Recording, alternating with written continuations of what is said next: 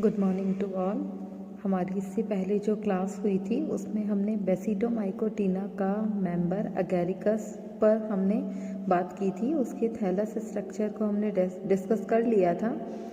साथ ही उसके अंदर जो रिप्रोडक्शन प्रोसेस चल रही थी उस रिप्रोडक्शन में हमने वेजिटेटिव रिप्रोडक्शन जो कि इनोक्यूलम मेथड से होता है उस पर बात की थी। एसेक्सुअल रिप्रोडक्शन जो कि बाय क्लेमाइडोस्पोर्स होता है उस टॉपिक को हम डिस्कस कर चुके थे। साथ ही इसके सेक्सुअल रिप्रोडक्शन जो कि क्लैम्प कनेक्शन के मैकेनिज्म से होता है उस क्लैम्प कनेक्शन को भी हमने पढ़ लिया था। आज की क्लास में जो हम बात करेंगे कि जब यहाँ पर इसमें सेक्सुअल रिप्रोडक्शन होता है तो during sexual reproduction clamp connection तो होगा ही, साथ ही कुछ स्पेशल टाइप के स्पोर्स का फॉर्मेशन होता है जिसे कि हम बेसिडियोस्पोर्स कहते हैं। अगर आपने पहले वाला वीडियो देखा है तो आपको पता चल जाएगा कि वहाँ पर हमने 3 स्टेप्स आपको सेक्सुअल रिप्रोडक्शन में बताए थे। एक था प्लाज्मोगेमी का प्रोसेस, देन कैरियोगेमी का प्रोसेस, देन मियोसिस का प्रोसेस।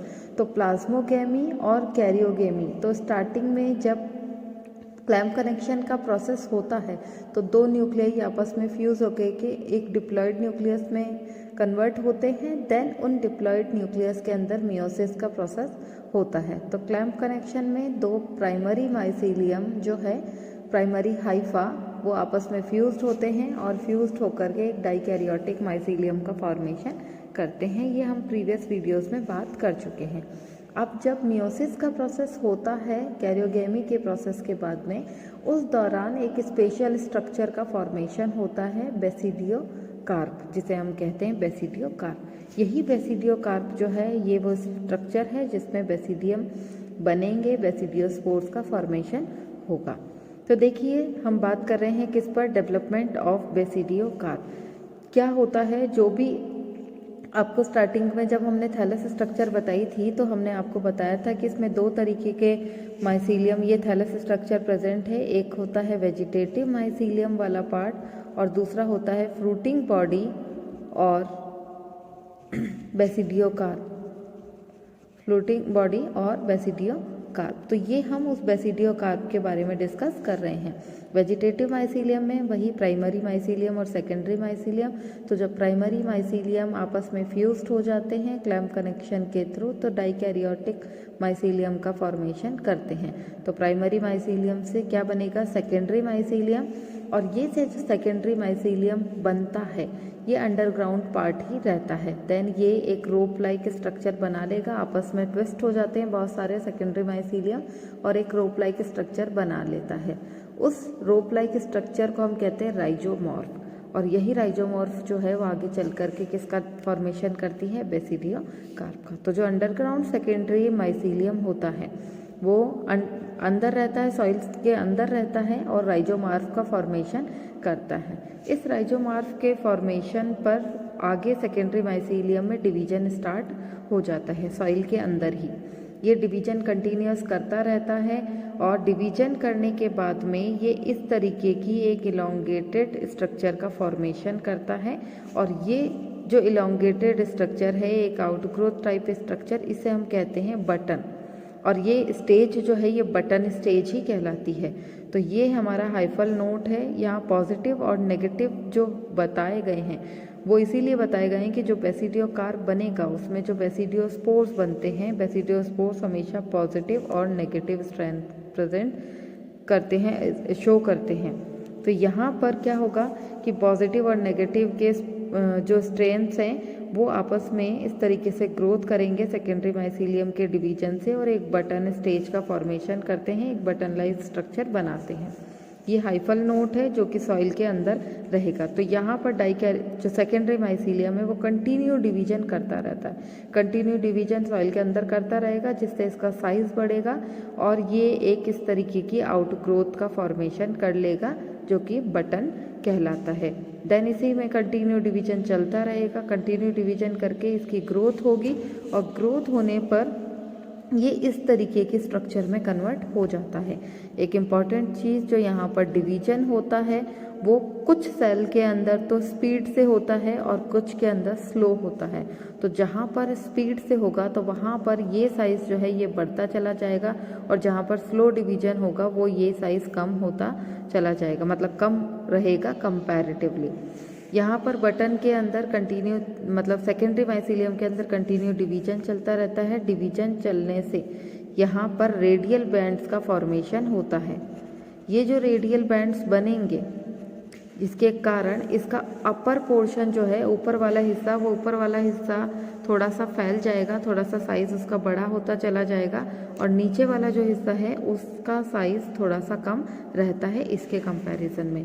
देन यहाँ पर दो स्लिट का फॉर्मेशन हो जाएगा। एक्चुअल में ये स्लिट नहीं है, एक चैम्बर है। यहाँ पर जो चैम्बर बनता है उस चैम्बर को हम कहते हैं प्री लैमिलर चैम्बर।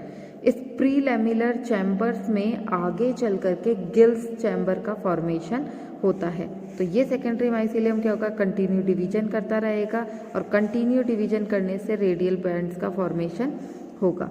ये पार्ट, नीचे वाला पार्ट जो है जिसमें स्लो डिवीजन हो रहा है, वो आगे चल करके यंगेस्ट टाइप में कन्वर्ट होगा। वैसे भी आपको पता है गैरिस्कस का जो स्ट्रक्चर है उसमें 3 पार्ट्स हैं, एक पिलस पार्ट है, देन गिल चैम्बर है, और देन स्टाइप रीजन है।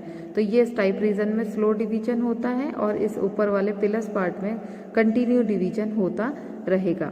जो बीच में 2 चैम्बर हैं उसे हम कहेंगे प्री लैमिलर चैम्बर। अब ये प्री लैमिलर जो चैम्बर है, इन्हीं चैम्बर्स के अंदर गिल्स का फॉर्मेशन होता है, गिल चैम्बर बनता है। तो ये पार्ट कंटिन्यू डिवीजन कर रहा है और ये बहुत स्पीड से डिवीजन करता है। स्पीड से डिवीजन करने के कारण यहाँ पर गिल्स वाले पार्ट पर प्रेशर बढ़ता जाता है, और ये जो कनेक्टेड पार्ट है, ये कनेक्टेड पार्ट जो है वो यहाँ से प्रेशर बढ़ने के कारण थोड़ा सा बस्ट हो जाता है, थोड़ा सा फट जाता है। तो ये बस्ट होने के कारण ये यहाँ से सेपरेट होता है अलग अलग, और ये पार्ट कहलाता है हमारा वेलम पार्ट। ये पार्ट कहलाएगा पिलस पार्ट, और ये पार्ट है हमारा स्टाइप पार्ट। तो इस तरीके से कंप्लीट एगेरिकस का फॉर्मेशन होता है। साथ ही क्योंकि यहाँ डिवीजन जो है स्लो और स्पीड इस तरीके से चलता है, तो अपर पार्ट पर होता है फास्ट डिवीजन, नीचे वाले पार्ट पर होता है स्लो डिवीजन। तो ये पार्ट जो है ये कंटिन्यूस ज़्यादा डिवीजन करता है, और यहाँ पर जो बैंड्स बनते हैं वो रेडियल फॉर्म में बनते हैं, जिसके कारण इस तरीके की जो हमारी स्ट्रक्चर होगी वो इस तरीके की ट्विस्टेड जिगजैग स्ट्रक्चर का फॉर्मेशन यहाँ पर होगा, और वही स्ट्रक्चर हमारी गिल चैम्बर की होती है। गिल चैम्बर इसलिए इम्पॉर्टेंट है क्योंकि जैसे ही यहाँ पर डिवीजन कंटिन्यूस होगा और मैच्योर फेज आएगी, तो ये बेसिडियोकार्प जो है वो बस्ट हो जाता है, और इसकी फर्टाइल लेयर्स के से जो बेसिडियोस्पोर्स है वो बाहर एयर के कांटेक्ट में आ जाते हैं। तो बटन स्टेज बनेगी। बटन स्टेज में कंटिन्यूस डिवीजन होगा। कुछ पार्ट में डिवीजन फास्ट होता है, कुछ पार्ट में स्लो होता है। जिनमें फास्ट होगा वो ऊपर का पिलस पार्ट बनाएगा, और उस पिलस पार्ट के अंदर कुछ एरियल बैंड्स बनते हैं, कुछ लंबे और कुछ छोटे, जिससे आगे चल करके गिल चैम्बर का फॉर्मेशन होता है। जिस पार्ट में डिवीजन कम होता है, स्लो होता है, वो पार्ट आगे चल करके स्टाइप का फॉर्मेशन करता है। क्योंकि बेसिडियोकार्प का ऊपर वाला पार्ट यानी पिलस पार्ट जो है उसमें डिवीजन बहुत स्पीड से होता है, इसीलिए इसका नीचे वाले पार्ट जो हैं वो स्टाइप वाले पार्ट से थोड़ा सा हट जाता है। तो जहाँ से वो हटता है वो पार्ट वो वेलम पार्ट ही है। देन इसके बाद में ये ऊपर की तरफ से बस्ट होता है और स्पोर्स को रिलीज कर देता है। अगर हम इसका टीएस सेक्शन कट करें तो टीएस सेक्शन पिलस पार्ट का जब हम टीएस सेक्शन कट करेंगे, ये पिलस पार्ट का ही स्ट्रक्चर है। इस पिलस पार्ट के टीएस स्ट्रक्चर को कट करने पर आपको इस तरीके की स्ट्रक्चर दिखाई देगी। जो ऊपर वाला पार्ट है, बाहर वाला पार्ट, वो वाला ये वाला स्ट्रक्चर है, और अंदर की तरफ जो गिल चैम्बर्स वाला पोर्शन है वो ये वाला पार्ट है। ये इसका स्टॉक पार्ट जिसे हम स्टाइप कहते हैं, ये वो वाला पार्ट है। इसका मतलब हमने इस तरीके से सेक्शन कट किया है। तो जब सेक्शन कट करेंगे तो ये टीएस सेक्शन हमें इस तरीके का दिखाई देगा, जिसमें इस तरीके के लॉन्जिट्यूडनल इस तरीके की फोल्डेड स्ट्रक्चर आपको दिखेगी और यही फोल्डेड स्ट्रक्चर जो है ये हमारी गिल चैम्बर की स्ट्रक्चर है। ये गिल चैम्बर जो है वो इस तरीके से अरेंज रहते हैं फोल्डेड फॉर्म में और ये इर्रेगुलर शेप के होते हैं। इर्रेगुलर मतलब क्योंकि रेडियल बैंड से बन रहे हैं और रेडियल बैंड्स में क्या होता है कि कुछ पार्ट जो है वो लंबा ज़्यादा होता है और कुछ पार्ट जो है वो थोड़ा सा छोटा होता है। इन पर ये जो डॉटेड स्ट्रक्चर आपको दिखाई दे रही है ये बेसिडियोस्पोर्स की स्ट्रक्चर है। तो ये हमने जो अगैरिका से उसके पिलस पार्ट का टीएस सेक्शन कट किया है। टीएस सेक्शन में स्टाइप में सेंटर पार्ट दिखेगा, उसके साथ ही ये फोल्डिंग दिखाई देगी और यही फोल्डिंग जो है ये हमारे गिल चैम्बर की है। गिल चैम्बर का नंबर जो है वो 300 से 500 तक का होता है। तो हर एक गिल चैम्बर के अंदर इस तरीके की स्ट्रक्चर है और इस पर ये जो डॉटेड स्ट्रक्चर है ये स्पोर्स का स्ट्रक्चर होता है। अब यहाँ पर जब हम इन गिल चैम्बर को थोड़ा सा एनलार्ज करके देखेंगे तो यहाँ पर हमें ये 3 लेयर्स दिखाई देती हैं। एक है ट्रॉमा लेयर, दूसरी है सब हाइमेनियम लेयर और तीसरी है हाइमेनियम लेयर।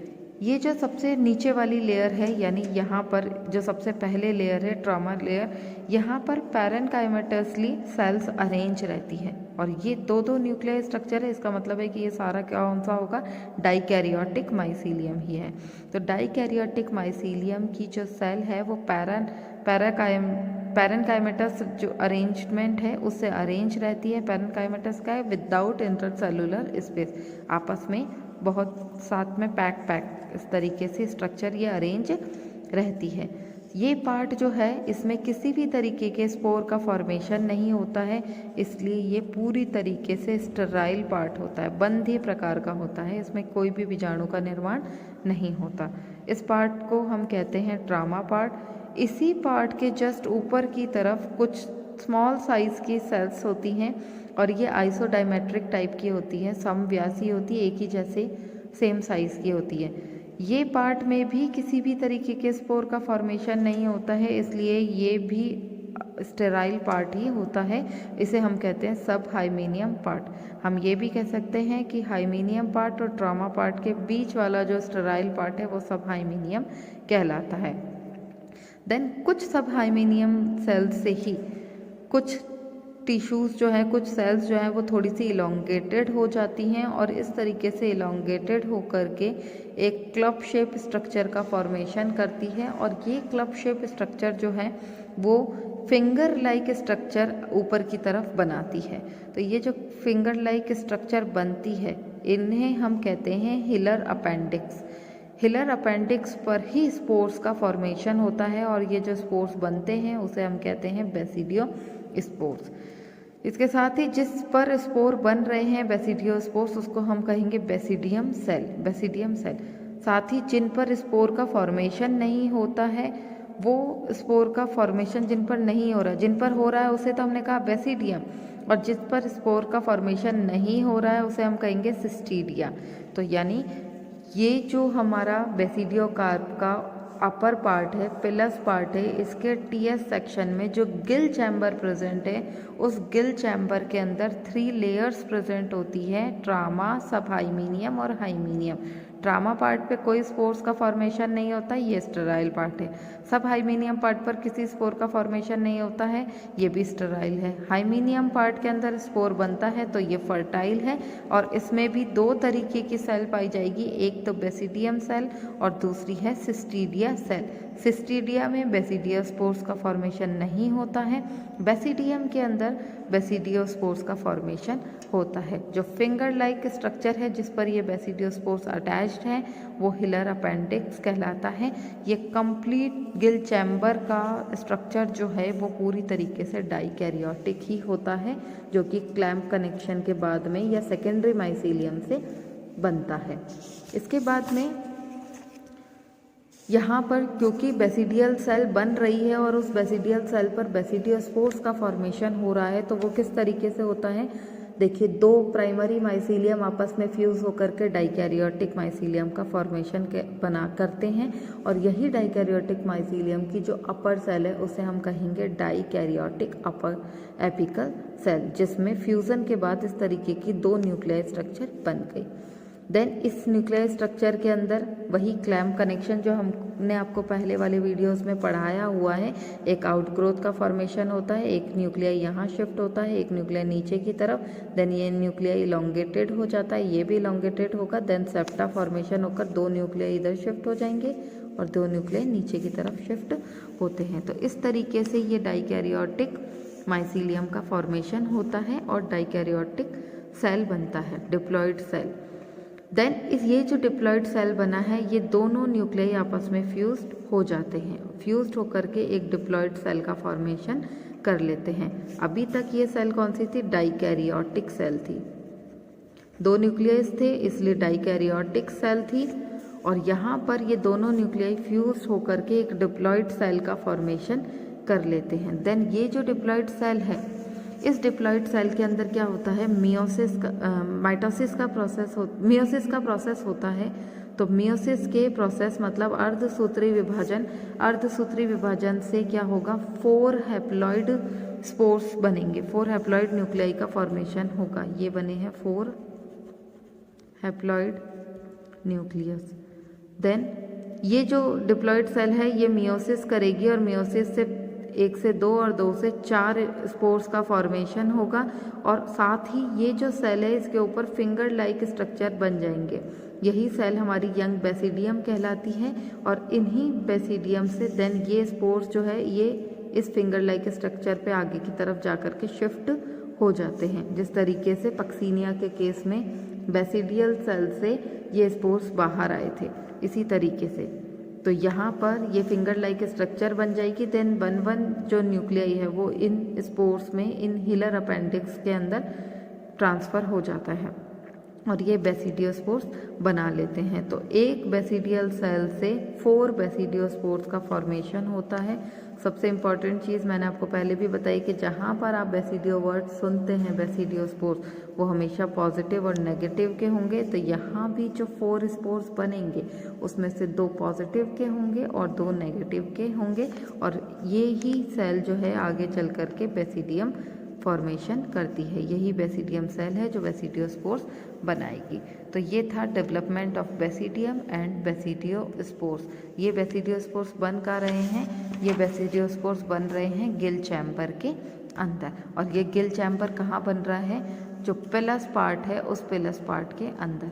और ये जो कंप्लीट बेसिडियोकार्प की स्ट्रक्चर है वो कैसे बनती है? वो सेकेंडरी माइसीलियम के डिवीजन से बनती है। बहुत सारा सेकेंडरी माइसीलियम कंटिन्यू डिवाइड होता रहता है जिससे पिलस का फॉर्मेशन होता है। ये था हमारा आग्यारिकस जो कि बेसिडियोमाइकोटिना का मेंबर था। देन इसके लाइफ साइकिल को एक बार देख लेते हैं। देखिए बहुत सारा सेकेंडरी माइसीलियम, पहले प्राइमरी माइसीलियम बनेगा पॉजिटिव और नेगेटिव स्ट्रैंड वाला, देन वो फ्यूज़ होकर के किसका फॉर्मेशन करेगा? सेकेंडरी माइसीलियम का फॉर्मेशन करेगा। यही जो सेकेंडरी माइसीलियम है ये आपस में कनेक्टेड हो जाते हैं, ये गुथ जाते हैं, एक रस्सी की जैसे संरचना बना लेते हैं, और वो जो रोप लाइक स्ट्रक्चर है उसे हम कहते हैं राइजोमॉर्फ। यही राइजोमॉर्फ आगे चल करके किसका फॉर्मेशन करते हैं? बेसिडियोकार्प का, यानी पिलर्स वाला टाइप वाला पार्ट बनाते हैं। ये बेसिडियोकार्प जो है इसमें बेसिडिया बनते हैं, और यही बेसिडिया जो है वो डिप्लॉइड न्यूक्लियस वाले होते हैं। ये जो डिप्लॉइड सेल यहाँ बनी है ये डिप्लॉइड न्यूक्लियस वाला। देन इसमें क्या होता है? मियोसिस। तो ये मियोसिस हुआ। मियोसिस के बाद में क्या बनेंगे? बेसिडियोस्पोर्स बनेंगे। जो बेसिडियोस्पोर्स बनेंगे वो मैंने आपको बता ही दिए हैं कि पॉजिटिव और नेगेटिव होंगे। तो पॉजिटिव स्ट्रैंड मतलब टोटल 4 अगर बन रहे हैं तो 2 पॉजिटिव होंगे और 2 नेगेटिव। जो पॉजिटिव और नेगेटिव बेसिडियोस्पोर्स हैं ये क्या करेंगे? इनके ऊपर जैसे ही ये रिलीज़ हो जाएंगे, जो हिलर अपेंडेजेस है इससे ये रिलीज़ हो जाते हैं मैच्योर होते ही, और जैसे ही एयर के कांटेक्ट में आएंगे कंडीशन फेवरेबल होगी, ये स्पोर जर्मिनेट कर जाते हैं। जर्मिनेट करके ये अगेन क्या बनाएंगे? क्योंकि डिवीजन मियोसिस हुआ है तो हैप्लॉइड टाइप के बनाएंगे। हैप्लॉइड मतलब मोनोकैरियोटिक माइसीलियम। तो ये बेसिडियोस्पोर्स जो है ये आगे चल करके मोनोकैरियोटिक माइसीलियम, पॉजिटिव वाला पॉजिटिव मोनोकैरियोटिक माइसीलियम बनाएगा और नेगेटिव वाला नेगेटिव मोनोकैरियोटिक माइसीलियम बनाएंगे। देन दोनों आपस में फ्यूज़ होते हैं मोनोकैरियोटिक माइसीलियम, जिसे हम कहते हैं सोमेटोगेमी का प्रोसेस, और इसे हम डाइकैरोटाइजेशन भी कहते हैं। 2 न्यूक्लियाई फ्यूज़ होते हैं और वो जो फ्यूज़न होता है वो क्या कहलाता है? Clamp connection. उससे क्या बनेगा, सेकेंडरी माइसीलियम। तो ये कंप्लीट स्ट्रक्चर, ये कंप्लीट लाइफ साइकिल जो है ये हमारे अगैरिकस की है। अगैरिकस बेसिडियोमाइकोटिना का है। जो मशरूम है वो वही मशरूम, एक ये एडिबल पार्ट है। अगैरिकस जो है वो एडिबल फंजाई होता है। तो ये एडिबल फंजाई, एक वाइल्ड मशरूम आती है उसमें भी सेम स्ट्रक्चर है, सेम सारी चीज़ें प्रोसेस चलती है। वाइल्ड मशरूम और अगैरिकस ये दोनों ही बेसिडियोमाइकोटिना के ही हैं। पक्सीनिया हमारा बेसिडियोमाइकोटिना है। आज की क्लास में हम इस टॉपिक को यहीं पर ख़त्म करते हैं। नेक्स्ट क्लास में हम एक नए टॉपिक के साथ आपसे बात करेंगे। आज की क्लास के लिए इतना ही। Thank you.